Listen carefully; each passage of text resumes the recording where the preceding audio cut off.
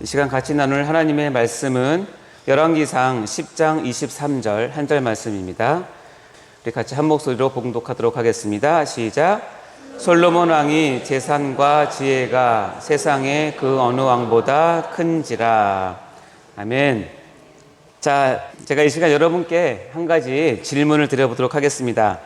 여러분들은 지혜가 많은 사람이 되길 원하십니까? 아니면 꾀가 많은 사람이 되길 원하십니까? 그렇죠? 만일 여러분이 지금 이 자리에서 자녀를 위해서 기도한다면 우리 자녀가 지혜가 풍성하기 위해서 기도하시렵니까? 아니면 꾀가 풍성한 자녀가 되게 해달라고 기도하시렵니까? 그렇죠. 네, 이건 대답은 들어보나 마나 한 내용입니다. 둘 중에 하나를 선택해야 한다면 누구나 다 지혜를 원하지 꾀를 원하지는 않습니다. 이 두 단어의 어감 차이가 아주 크기 때문에 그렇죠. 이 꾀라는 걸 보니까 계책을 뜻하는 순 우리말이라고 되어 있고요. 이건 큰 계책이 아니라 일반 우리 일상생활에서 임기응변이나 자기 편의의 개척을 하는 것을 꾀라고 한다 이렇게 되어 있네요. 그러니까 묘한 생각이나 수단을 뜻한다고 되어 있고, 그러니까 우리가 흔히 쓰는 속된 말로는 이제 잔머리 이 정도로 해석할 수 있겠습니다.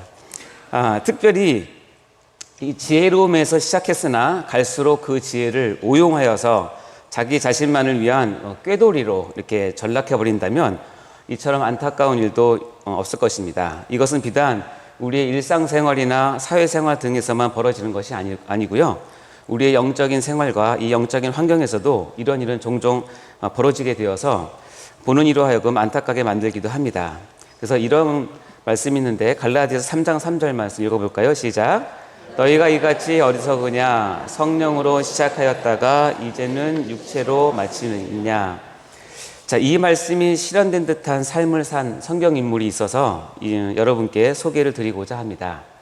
그래서 지혜로 시작하였다가 자기 꾀로 마치는 일에 대한 이 경고와 교훈을 우리 이 시간 같이 나누고 우리가 도전과 결단을 하는 하나님의 은혜가 다 임하시기를 소원합니다. 그래서 오늘 설교는 속지 맙시다 시리즈 25번째 시간인데요. 설교의 제목은 꾀로 변질된 자기 지혜에 속지 맙시다입니다. 자, 제목이 뭐라고요? 꾀로 변질된 자기 지혜에 속지 맙시다. 오늘 우리가 말씀으로 소개받을 인물은 바로 솔로몬입니다. 여러분 모두 다 잘 아실 것입니다. 담임 목사님의 설교를 통해서 또 아가서를 볼 때나 전도서를 배울 때, 특히 요즘 잠언을 배울 때에 우리 입에 늘 오르내리는 주요 인물이 바로 솔로몬이죠. 그의 별명이 무엇인지 아시죠? 지혜의 왕입니다. 지혜하면 솔로몬, 솔로몬 하면 지혜를 많이 떠오르실 것입니다. 맞습니다. 여러분은 이 솔로몬의 이 다음 평가를 본다면 어떻게 읽혀지실까요? 바로 오늘 읽은 본문의 말씀인데요. 열왕기상 10장 23절 말씀 같이 한번 더 읽어보겠습니다. 시작. 솔로몬 왕의 재산과 지혜가 세상의 그 어느 왕보다 큰지라. 자, 이 구절을 기록하신 하나님의 솔로몬에 대한 마음은 기쁘고 기특하고 따스한 마음일까요? 아니면 글자의 내용과는 달리 체념한 듯한 속상한 마음으로 마지못해서 인정해주는 그런 뉘앙스일까요? 오늘은 특별히 성경 말씀이 많이 나옵니다. 그래서 여러분 빨리 읽으시고 제가 또 필요한 부분들은 간략하게 읽도록 하겠습니다. 자, 성경의 인물 중에서 하나님께서 부어주신 지혜를 어느 순간에 자신의 유익과 자신의 드러냄을 위해서 이 꾀로 변환시킨 대표적인 인물 중에 하나가 바로 이 솔로몬입니다. 솔로몬은 왕이 되어서 반드시 지켜야 될 왕에 대한 하나님의 직접적인 계명을 아주 보란듯이 어긴 그런 사람이었습니다. 그 말씀은 바로 신명기 17장 16절 17절 말씀인데요. 이것은 하나님께서 왕을 세울 때 왕에게 이 세 가지를 주의하라고 했던 말씀입니다. 우리 빨간색으로 된 부분을 보시면서 같이 읽어보겠습니다. 시작. 그는 병마를 많이 두지 말 것이요 병마를 많이 얻으려고 그 백성을 애굽으로 돌아가게 하지 말 것이니 이는 여호와께서 너희에게 이르시기를 너희가 이후에는 그 길로 다시 돌아가지 말 것이라 하였으며 그에게 아내를 많이 두어 그의 마음이 미혹되게 하지 말 것이며 자기를 위하여 은금을 많이 쌓지 말 것이니라. 자, 이 말씀에 의하면 이스라엘의 왕이라면 반드시 지켜야 될 세 계명이 있다라고 얘기합니다. 첫 번째는 병마를 많이 두지 말 것, 둘째는 아내를 많이 두지 말 것, 셋째는 자기를 위해서 은금을 많이 쌓아두지 말 것, 이렇게 분명하게 신명기에 이렇게 기록을 했습니다. 그런데 솔로몬은 그 지혜로 이 신명기의 말씀을 분명히 알고 있을 텐데 애석하게도 교묘하게 이 계명들을 어기고 불순종을 하게 됩니다. 하나님 앞에서 말입니다. 특별히 세 번째 계명인 자기를 위하여 은금을 많이 쌓지 말 것이라는 것을 어기면서 솔로몬은 엄청난 부를 자랑하는 그런 꾀돌이로 전락을 합니다. 솔로몬이 얼마나 부자냐고요? 한번 말씀을 보도록 할까요? 열왕기상 10장 21절입니다. 읽어볼까요? 시작. 솔로몬 왕이 마시는 그릇은 다 금이요 레바논 나무 공의 그릇들도 다 정금이라. 은기물은 없으니 솔로몬의 시대에 은을 귀하게 여기지 아니함은. 여기 보면 솔로몬 자신뿐 아니라 궁궐에 사는 모든 신하, 내전 등 전 궁궐 식구들은 모두 정금으로 만든 그릇을 쓸 정도입니다. 아마 개밥통도 금이었지 않을까 싶습니다. 그래서 얼마나 금이 넘쳐났는지 은은 아주 하찮게 취급받을 정도였습니다. 이뿐 아닙니다. 그는 자신의 위엄을 드러내기 위해서 금을 마음껏 사용합니다. 열왕기상 10장 16절 17절에 보면 솔로몬 왕이 금으로 큰 방패 200개를 만들었고 또 금으로 작은 방패 300개를 만들었습니다. 즉 500개의 방패를 금으로 만들었는데 이것은 전투에 쓰지 못할 그야말로 장식용 금방패 500개를 만들어서 솔로몬 자신의 위엄과 뛰어난 군사력을 다른 사람에게 보여주고 자랑을 합니다. 뿐만 아닙니다. 이제는 자신의 왕좌 보좌를 정금으로 입힙니다. 열왕기상 10장 18절 말씀 읽어볼까요? 시작. 왕이 또 상하로 큰 보좌를 만들고 정금으로 입혔으니. 이제는 자신의 왕좌를 정금으로 입힙니다. 여기 보면은 상하로 보좌를 잘 만들어 놓고 그 위에다 금을 입히면 상하는 뭐가 되는지 모르겠어요. 어쨌든 금을 입혔어요. 그런데 여기서 한 가지, 여러분 아까 말씀을 보시면 한 가지 눈여겨보아야 할 단어가 있는데요.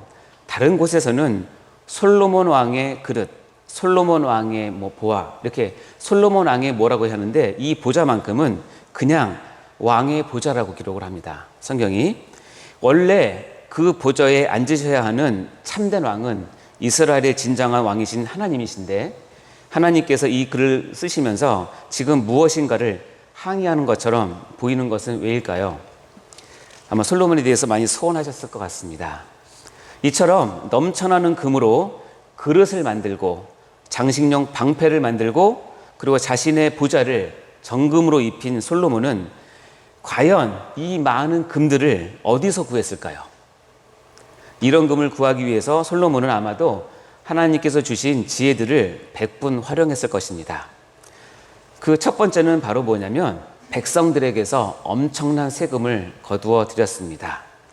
열왕기상 10장 14절 말씀을 읽어볼까요? 시작. 솔로몬의 세입금의 무게가 금 666달란트요.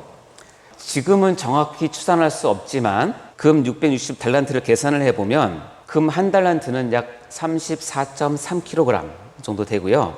여기에 666달란트니까 22,844kg입니다. 톤으로 따지면 금으로 22.8톤입니다. 놀라지도 않네요. 많이 있으시니까. 우리 집에도 있는데 뭐 그렇습니까? 근데 이 많은 그 금을 백성들에게서 정해진 세금으로 거둬들였죠. 그리고 요즘 금 한 돈에 제가 어저께 찾아보니까 한 돈에 배트 포함해서 44만 4천 원 정도 시세를 한다고 합니다. 그러니까 이 전체 금액을 합쳐보면 2조 7,068억 원을 세금을 거뒀습니다. 이 많은 세금을 거두기 위해서 솔로몬은 자신의 지혜를 총동원하여서 행정적으로 빈틈없이 실행했을 것입니다. 그리고 그러면 그럴수록 허리가 백성들은 휘게 되는 것이죠. 이 금액은 우리나라 금액으로 따지면 뭐 많지 않을 수도 있지만 그 당시 지금부터 수천 년 전에 경제적 규모와 인구수로 따지면 이건 엄청난 큰 세금입니다.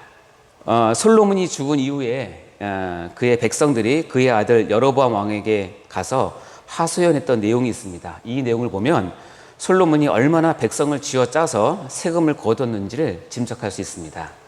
열왕기상 12장 4절 말씀인데요. 읽어보겠습니다. 시작. 왕의 아버지가 우리의 멍에를 무겁게 하였으나 왕은 이제 왕의 아버지가 우리에게 시킨 고역과 매운 무거운 멍에를 가볍게 하소서. 그리하시면 우리가 왕을 섬기겠나이다. 지금 르호보암 왕에게 얘기합니다. 왕의 아버지 누구죠 이게? 솔로몬이죠. 솔로몬 왕이 백성들에게 멍에를 무겁게 하였고 고역을 시켰고 매운 무거운 멍에를 지으면서 그 많은 금 666달란트나 되는 세금을 징수하였던 것입니다. 이렇게 해서 솔로몬은 재물을 모았습니다. 두 번째, 솔로몬은 지혜 전문 일타 강사로서 막강한 자금을 모으게 됩니다. 같은 일타 강사로서 너무 안타깝습니다. 열왕기상 10장 24절 25절 말씀 읽어보겠습니다. 시작. 온 세상 사람들이 다 하나님께서 솔로몬의 마음에 주신 지혜를 들으며 그의 얼굴을 보기를 원하여 그들이 각기 예물을 가지고 왔으니 곧 은 그릇과 금 그릇과 의복과 갑옷과 향품과 말과 노새라 해마다 그리하였더라. 이것을 읽으면 참 저는 마음이 너무나 안타깝고 아쉬운 부분이 있습니다. 왜냐하면 솔로몬이 처음 하나님께 지혜를 받았을 때는 그가 처음 한 일은 뭐냐면 가장 낮은 자 그리고 억울한 백성을 위해서 지혜를 사용했기 때문에 그렇습니다. 열왕기상 3장 15절 16절 말씀을 보면 이렇게 되어 있습니다. 솔로몬이 깨어보니 꿈이더라. 이에 예루살렘에 이르러 여호와의 언약궤 앞에 서서 번제와 감사의 제물을 드리고 모든 신하들을 위하여 잔치하였더라 라고 하고 바로 이어서 그때에 창기 두 여자가 왕에게 와서 그 앞에 서며 라고 되어 있습니다. 여기서 보면 솔로몬이 깨어보니 꿈이더라. 이 꿈은 바로 무엇이냐면 하나님께서 솔로몬을 꿈에서 만나서 지혜를 주셨던 바로 그 꿈입니다.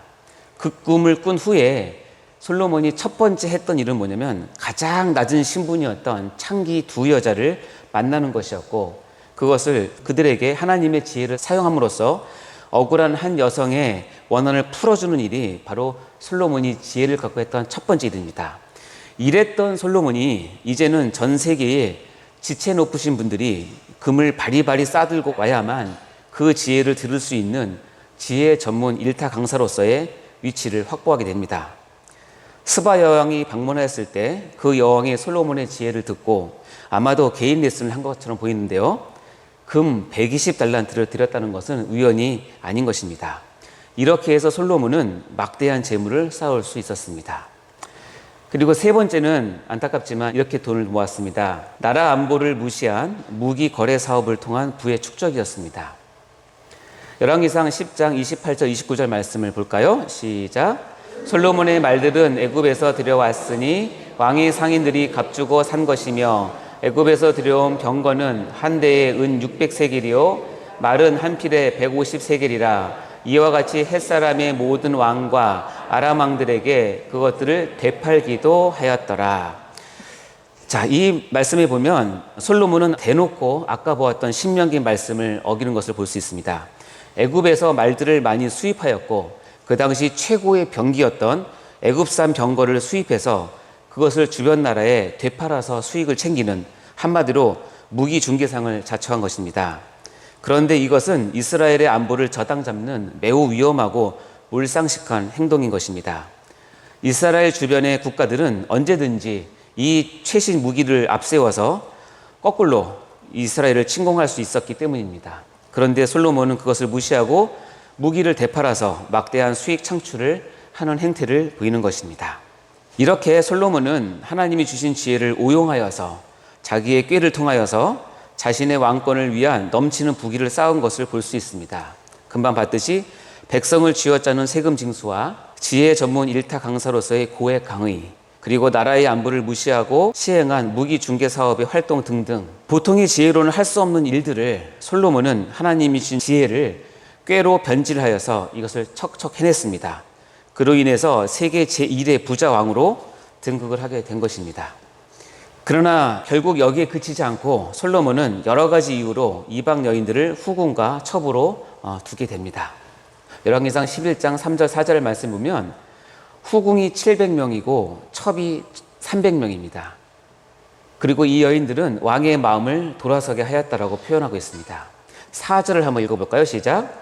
솔로몬의 나이가 많을 때에 그의 여인들이 그의 마음을 돌려 다른 신들을 따르게 하였으므로 왕의 마음이 그의 아버지 다윗의 마음과 같지 아니하여 그의 하나님 여호와 앞에 온전하지 못하였으니.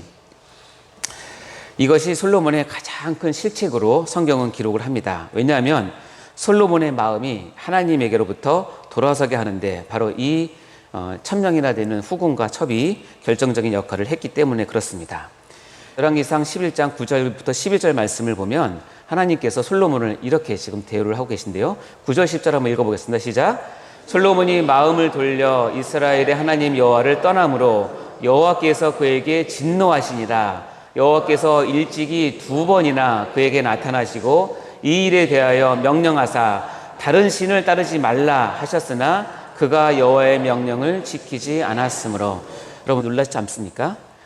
지혜의 왕 솔로몬이 하나님의 명령을 지금 대놓고 거부하고 거절하는 것입니다. 불순종하는 것이죠. 이때 하나님께서는 이렇게 말씀하십니다. 11절 12절 시작. 여호와께서 솔로몬에게 말씀하시되 내게 이러한 일이 있었고 또 내가 내 언약과 내가 네게 명한 법도를 지키지 아니하였으니 내가 반드시 이 나라를 네게서 빼앗아 내 신하에게 주리라.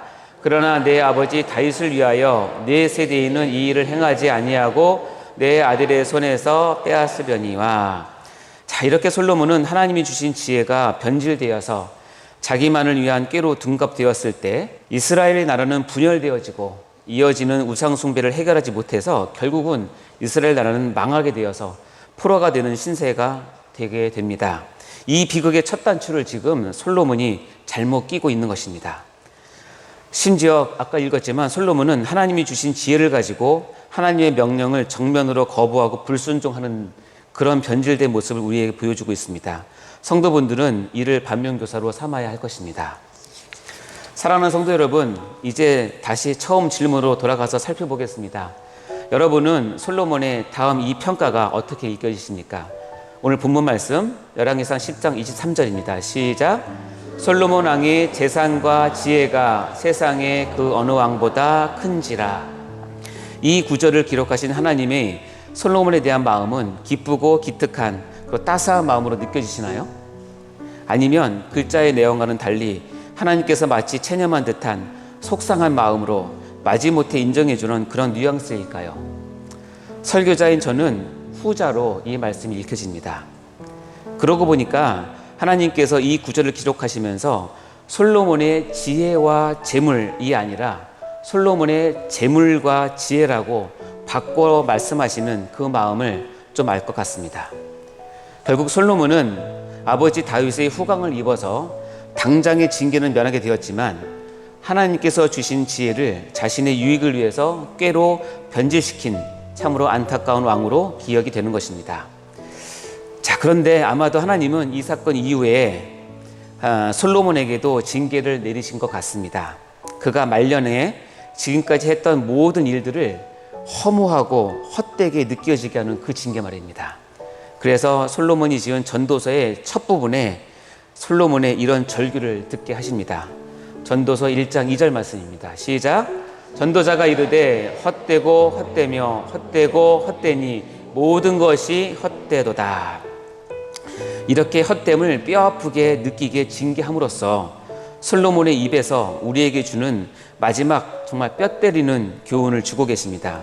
이것은 솔로몬의 마지막 갓생 챌린지의 교훈인 것 같습니다. 오늘 설교의 마지막 주제이기도 한데요. 이 말씀을 다시 크게 읽도록 하겠습니다. 전도서 12장 13절 시작. 이래 결국을 다 들었으니 하나님을 경외하고 그의 명령들을 지킬지어다. 이것이 모든 사람의 본분이니라. 아멘. 사랑하는 성도 여러분, 사람의 본분을 끝까지 지켜내시는 성도님들 다 되시기를 주의 이름으로 축복합니다. 기도하겠습니다. 하나님 아버지 감사합니다. 오늘 솔로몬을 통하여서 하나님께서 주신 지혜라 할지라도 우리의 잘못된 유익과 개인적인 욕심과 재물과 명예를 위해서 꾀를 내어서 할 경우에는 그렇게 큰 징계와 벌받음을 깨닫게 해주셔서 감사합니다. 하나님, 우리가 받은 하나님 앞에 받은 많은 달란트를 하나님 나라와 교회와 하나님의 영광을 위해서만 쓸 수 있는 참 지혜자가 다 될 수 있도록 인도하여 주옵소서. 때로는 우리가 우리의 꾀로 우리의 것을 취하려고 하는 욕심이 들어올 때마다 하나님 것을 적절하게 차단시켜 주셔서 우리가 경건하고 거룩한 하나님의 백성으로 지혜자로 설 수 있도록 인도하여 주시옵소서. 하나님을 경외하고 그의 명령을 다 지키는 이 하나님의 사람의 본분을 우리가 다 끝까지 행할 수 있도록 축복하여 주옵소서. 감사드리며 예수님 이름으로 기도하옵나이다. 아멘.